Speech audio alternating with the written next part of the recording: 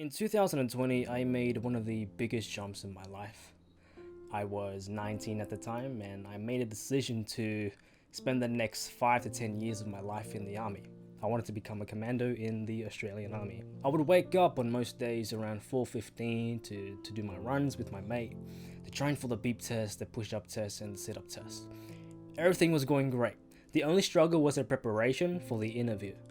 I had to be evaluated by a psychologist, and that was the tough part, being me. Now, the questions that she would ask me were very simple, but being me, I was quite sadistic at that time. I was watching a lot of David Goggins, so every time she'd hit me with a question, out of nowhere, I just say, you know what, I'm here because I want to suffer.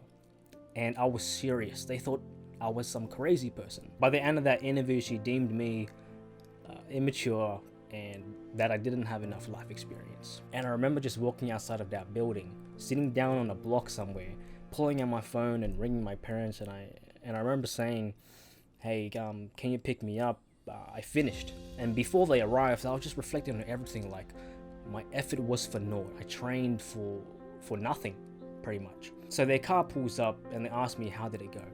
I get in the car and I don't say anything for the rest of the ride. I say nothing.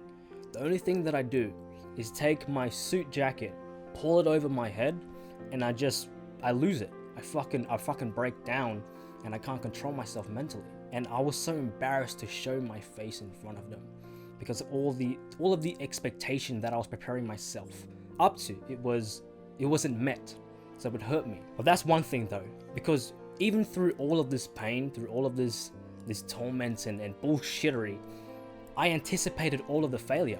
I remember saying to Jordan and to Dylan, the people that I trained with, that, you know what, I have a good feeling that I might not make it, but I'm prepared for it. Now, it didn't make the pain any less painful, but it geared me. It made me ready. I anticipated it. The hurt, I guess, the hurt was already there. The reason I'm talking about this story with you guys, it was one of the most treasured parts of my life.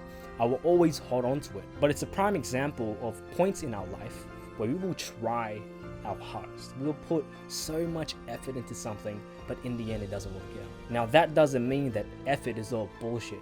No. What I'm trying to say is anticipate the failure. Failure is growth.